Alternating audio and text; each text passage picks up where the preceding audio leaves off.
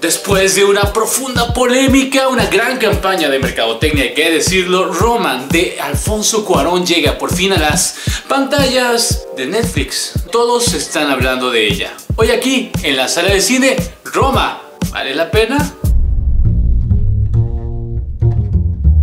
Hola, ¿cómo están amigos de Sala de Cine? Mi nombre es Iván Montesino y sí nos toca el turno de platicar de esta película de Alfonso Cuarón que se puso en la palestra, que todo el mundo estaba hablando de ella debido a que de pronto parecía que podía ser la gran película del cine mexicano que todos teníamos que ver, pero los malvados distribuidores como Cinépolis y Cinemex no lo permitían, así que solo unas cuantas salas podían hacerlo. Vaya, se creó una gran polémica alrededor de esta nueva película de uno de los directores, hay que decirlo, más importantes que ha dado la historia de este país, el señor Alfonso Cuarón, que nos presenta una hermosa película llena de nostalgia, llena de situaciones, de encuadres, de cinematografía, de cosas que vale mucho la pena platicar. Pero parece ser que ahora que se ha estrenado en Netflix y que todo el mundo ha podido verla, se ha creado toda esta polémica de ¿neto? ¿Te cae que esto es lo que queríamos ver? Hablemos de eso y de mucho más hoy aquí en la sala de cine, porque vale la pena que entremos en este tema. Con la grandiosa actuación de Yalitza Aparicio, una mujer de rasgos indígenas que además no es actriz, llevando el papel principal como la sirvienta o trabajadora doméstica, para ser políticamente correctos,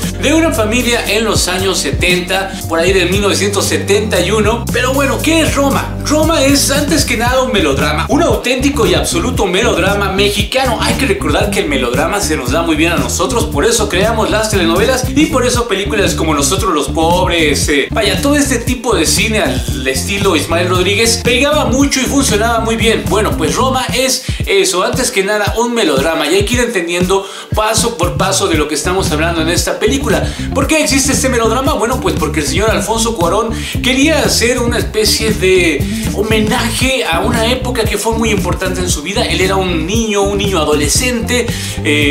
puberto, digamos, a principios de los años 70, y nos va a retratar entonces la historia de una familia común y corriente de clase media alta de aquel entonces, que vive en esta emblemática colonia de la Ciudad de México, la colonia Roma, una colonia que fue creada en la época del Porfiriato, que vaya, en aquel entonces, en el Porfiriato, era una gran colonia de gente muy adinerada que poco a poco fue pues bajando de nivel hasta llegar a esta clase media alta. Y bueno, pues al asomarse en este mundo, Alfonso Cuarón lo que quiere es retratarnos la historia de dos mujeres, una que es la sirvienta de la casa, que va sufriendo un propio drama al descubrirse embarazada, un embarazo no deseado, algo muy común en los años 70, y el drama de esto comienza por supuesto con el abandono de la figura paterna, situación que se replica también en la familia de clase media alta para la cual ella trabaja, en donde el marido, esta figura emblemática paterna de aquellos años, que llegaba en su enorme auto fumando, sintiéndose el gran papá de la casa, pues también un buen día decide abandonar a su familia para irse con un amante. Es así que vamos a ir viendo estas historias paralelas. Esa es finalmente el núcleo de esta historia, que me parece es un tema de interés que tiene Alfonso Cuarón desde hace mucho tiempo. Lo toca, por supuesto, esta situación de las clases sociales y de las diferencias desde su película Grandes Esperanzas, basada en el libro de Charles Dickens, una de sus primeras películas en Estados Unidos, si mal no recuerdo la segunda. Lo vuelve a hacer y lo hace de manera muy tácita y muy bien realizada con Y tu mamá también, en donde volvemos a ver esta situación del chico pobre de clase popular que tiene una amistad con un chico rico. Vaya, este paralelismo, esta visión que tiene siempre Alfonso Cuarón de decir, ok, de alguna forma es como los ricos también lloran, es decir, lo que pasa abajo también pasa arriba, solo que las situaciones, por supuesto, cuando tienes dinero y cuando no lo tienes son muy distintas, pero en el fondo, la parte más profunda del ser humano, se está sufriendo de la misma manera las situaciones a las que te enfrentas. En este caso, el abandono, insisto, de la figura paternal. Alfonso decide hacerlo llevando, además de la coautoría de la fotografía y del guión, pues una visión muy personal en donde se va a refugiar en encuadres muy particulares, muy propios de la cámara sin movimiento. Él, que es un gran creador de planos secuencia, que aquí va a tener un par de planos secuencia maravillosos, también se refugia de pronto en poner la cámara en un solo lugar y mostrarnos un encuadre muy particular, muy especial, porque nos permite contar la historia. A mí me recordó mucho esta forma de filmar que utilizó en esta ocasión Cuarón, su primera película, Solo con tu pareja, cuando la falta de recursos lo hacía decir, bueno, no puedo estar metiendo una grúa por aquí, no puedo estar moviendo con un dolly o lo que sea, voy a colocar la cámara desde aquí y voy a hacer un encuadre muy particular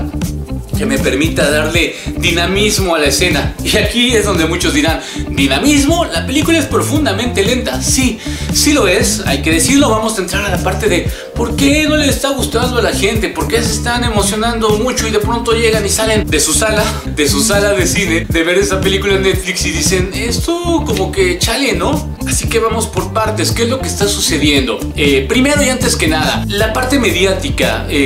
Por supuesto había el interés de parte de Netflix y de Cuarón, primero de que se exhibiera en las salas de cine para que pudiera participar de algunos festivales. Por supuesto, la película ya ganó el León de Oro en el Festival de Venecia. Para ello tuvo un preestreno muy pequeño en muy poquitas salas de cine y no se hizo demasiado ruido. Aprovechando ese asunto de que había ganado el León de Oro y de que se tenía que seguir presentando en algunas salas de cine, tener el tiempo suficiente de exhibición para participar en los Oscars, dijeron, vamos a regresarla otra vez a algunos círculos de arte, vamos a darle esa oportunidad. Por supuesto, tanto Alfonso Cuarón como Netflix, como los propios distribuidores de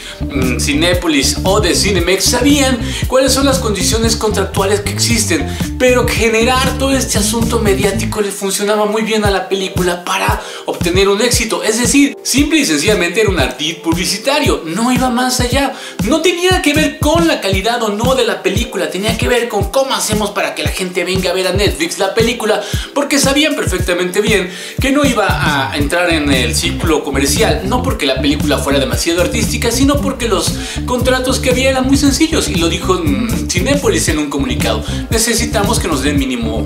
creo que eran 6 semanas o 6 meses de preestreno de la película para que yo me atreva a distribuirla. Entonces, bueno, eso fue un ardid publicitario, caímos todos, estuvo muy bien, hubo grandes exhibiciones, hasta en Los Pinos la exhibieron, más de 3000 personas fueron a ver una película que resultaba ser un melodrama mexicano, filmado en blanco y negro, pretencioso, no porque sea pretencioso en el sentido de decir, oh, este director se quiere sentir mejor de lo que es, sino porque, quizá no por primera vez, pero sí de manera muy tácita y muy personal, Alfonso Cuarón decide contar una historia muy suya. Es decir, no hay concesiones, no es comercial, pero tampoco está tratando de complacer a los críticos para que le digan, hey, eres un gran director. Está contando la historia que él se le pegó la regalada gana, y es que cuando ya te has ganado un Oscar, cuando ya has hecho todos estos recorridos por el cine comercial, por el cine artístico, cuando tienes, vaya, ese tamaño, pues te puedes atrever de pronto a decir, quiero contar una historia muy a mi manera, y les vale queso. Y eso es finalmente lo que hizo Alfonso Cuarón con esta historia. Por supuesto que la película vale la pena. Estamos hablando, sí, de una problemática muy común y corriente, pero también al mismo tiempo es una carta de amor hacia la adolescencia de esta generación. Los que no son millennials quizá no lo entiendan, los que no son como generación X más o menos, pero vaya, todo este momento, esta familia viendo siempre en domingo, ambiente priista que vemos alrededor de todas estas encuadres y momentos, este sabor del México de los 70s, los cines viejos, estos cines enormes como el Metropolitan o el Cine de las Américas, todo ello va a ser una carta de amor por parte del señor Cuarón a la propia Ciudad de México, a la colonia Roma, a la clase media, a la clase baja, por supuesto, a estas sirvientas que eran mujeres, que son mujeres muy humildes, que vienen de pequeños pueblos, que hablan sus dialectos y que van enfrentando sus propias historias a la par, o mientras viven envueltas en una burbuja, ya que trabajan dentro de una casa en donde finalmente se hacen parte de la familia, y eso genera pues relaciones entre los niños, entre las nanas, entre las sirvientas. Vaya, finalmente es una hermosa historia de amor contada de manera muy personal, con encuadres que de verdad en algunos momentos son sublimes y que en otros momentos sí parecen estar puestos ahí como por puro capricho del director, que bueno, carajo, es su película, puede hacerlo. De ahí a que la gente piense que iba a ver la gran película del cine mexicano, que iba a cambiar la historia o algo por el estilo, pues no, se equivocaron o no entendieron, o sencillamente están pidiéndole demasiado a una cinta que es, insisto, total y absolutamente personal, una bellísima carta de amor. ¿Tiene el tamaño para estar en los Oscars? Por supuesto que la tiene, porque nos está ayudando a reflejar hacia el mundo un momento muy particular en la historia de México, pero además con un mensaje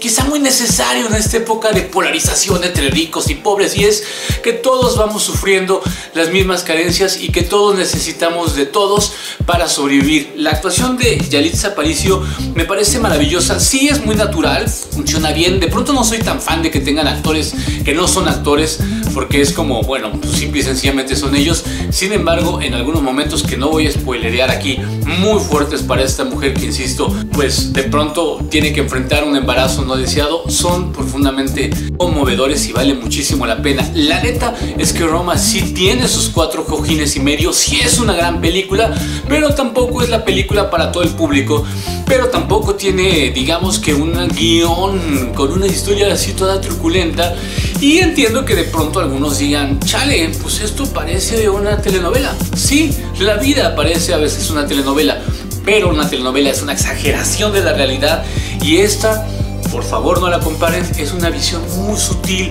bella y artística de esta realidad y de esta cotidianeidad que vamos viviendo todos los días, todas las personas, observándola desde ahí, desde la silla del director, mirando hacia el pasado, hacia la nostalgia de los años 70, en un momento total y absolutamente particular del señor Alfonso Cuarón. Insisto, es una gran película, la disfrutas mucho, es muy conmovedora en algunos momentos, sí, es lenta,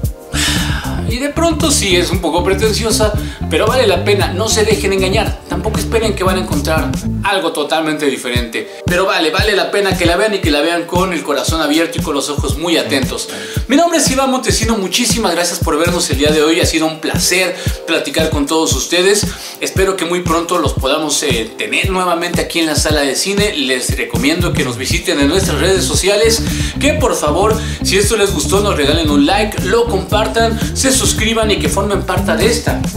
su sala de cine. Muchísimas gracias por vernos el día de hoy. Bye.